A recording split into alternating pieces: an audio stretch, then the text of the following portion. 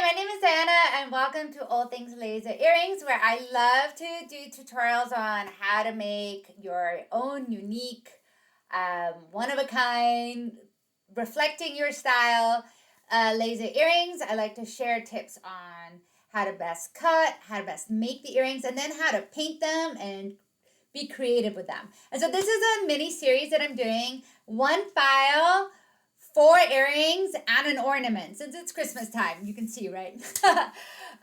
Glorious sunny day in California, but you know, it's November and we have to think of Christmas. So this is the basic file that I am talking about. I'm very into the whole coquette style right now with bows.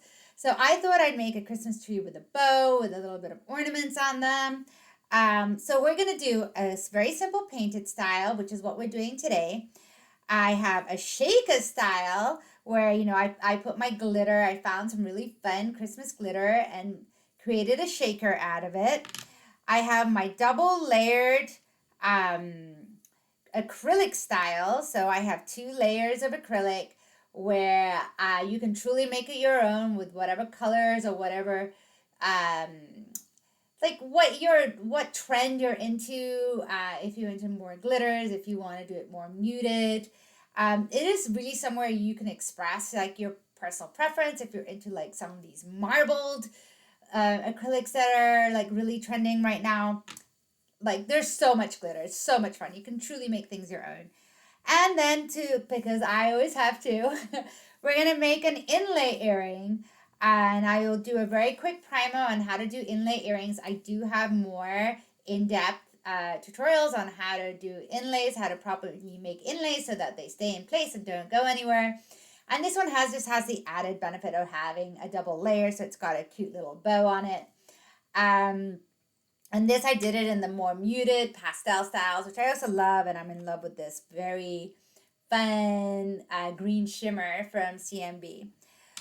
And then the ornaments will come next. But I just wanted to show that as a designer and as a maker of earrings, you can stretch your files. Most files can be made in different ways. If you see a file that's just like someone's just painted it, you can probably make that in acrylic, especially if it has score lines.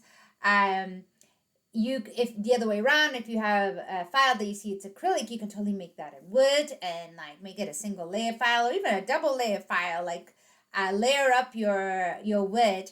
And I'm just trying to make you think beyond just what you see in front of you, and that you can like totally like turn a file into different files very easily. None of this was very complicated to do once I had the original file. And this was my original file. And even with this, I was like, well, maybe I'll make it like, not everyone likes the outside to be cut out. Some people always like to have some sort of frame on it. So this is just my stretch your imagination, make things very much your own, and know that with any file, you can then make it another file. With that, let's start. So I have this file that I created. This is painted. This is maple, painted maple, not painted, unfinished maple. On this one, I stained it and then painted it. So what am I going to use? I am very into these Magi acrylic paint markers. I randomly found them on Amazon. I will share the link below. And why do I really like these pens? I love these pens because they deposit paint on your wood, as compared to like Posca pens, which I love for certain things. Posca pens, the wood will absorb the paint of the Posca pen. And unfortunately, if you have like a grainy wood, it can really run into the wood and like totally like streak all over the wood. These pens never run because they deposit paint. They do not, like the wood doesn't absorb it. So they are great for layering. I loved making pumpkins with these with several different layers. However, they do get gummed up. As you can see, this one's not that bad. So you do have to continuously keep cleaning the end. What I do, I will grab like a piece of paper. I just want to show you this really fast. And I will grab the edge and I will just like clean it out like that to remove like the gumming. Since they deposit paint, they do gum up at times. Okay, well, I'm gonna make, maybe let's do this one. I'm not gonna do all of these for you because you don't wanna be here forever. And even this, I'm gonna accelerate. So I am gonna like stop this and then I will paint this and I will accelerate this video so you're not bored to death. But basically, so you know, I am gonna stain it. I love using these staining pens. This is just one of the brands I use. I generally just buy whatever's on sale, whatever's the cheapest. The only problem with these pens is that you generally have to buy them as a set, and only the lighter ones really work because they get too dark too fast. But that being said, for earrings, I absolutely love these pens. I will show you. You literally just go on. I go on, and it just adds a warmth to your wood. And you can paint the whole thing. It doesn't matter. It can affect the outcome of your painting if you're painting more light colors. But if you're painting with darker colors, you're fine. It's always a good idea to go with the grain. So I'm going to go with the grain. And now I'm going to paint my earrings.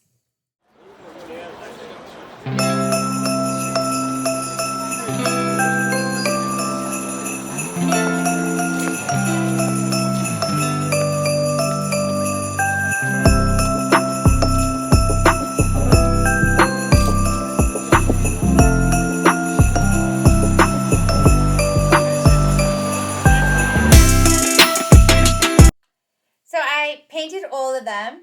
I just want to point out a couple of things. Why did I paint all of them? Well, because I had cut these new, and the interesting thing is that I noticed that the grain of the wood was going in a completely opposite direction. So if you see this grain, it's going up and down.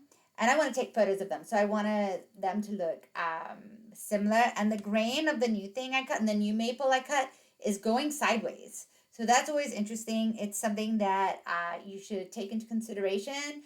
Always watch for the grain of the wood. And so basically what it did, it applied the staining a little bit differently. This sideways grain was a little bit more marble. This up and down was a little bit more consistent. So then I just decided to paint a whole new set.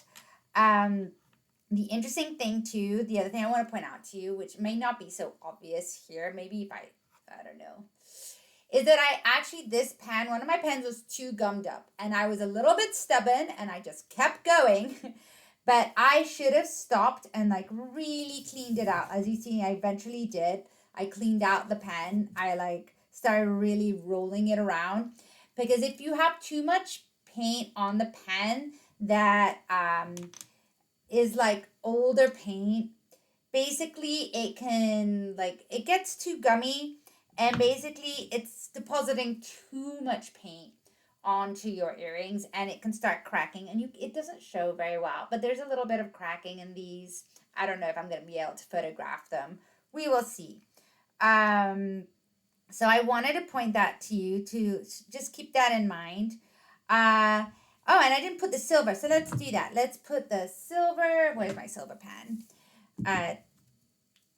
This one's too dry. So sometimes they just dry out. So this one's too dry. And if you press it down and nothing comes out, it's dried out. You can like soak these in warm water and they can revive. Doesn't always happen. But these pens are not that expensive. So sometimes I just buy any set. So this is my silver. I want it to come on thinly. So when I wanted to make sure it's going to come on thinly, I like bring it down. I make sure, see, I want to do these lines on here. I take off my glasses so I can see and come down. And to be honest, I am not 1,000% concerned about it staying completely within the lines because this is a pop of silver anyway. A bit on the stars. And it's so funny, sometimes the scoring just really scores. And this was brand new maple that I got. And for some reason, it scored a little bit deeply. My autofocus might have been a little bit off, considering I just had to fix my autofocus because it just jammed. I I found out my nozzle was too loose on my Mirror 9, so it jammed the autofocus, and I just had to fix it this morning. So I have a feeling when I cut these yesterday that the autofocus was a little off because it cut a little bit deeply. You don't really want the scoring to be this dramatic and this deep. But I hope this helped. If you have any questions on materials or any pointers you'd like to add, please share below in the comments. I will share this file in the comments. I will share these pens in the comments. And if you want to join a very supportive community, come join me on Facebook, All Things Laser.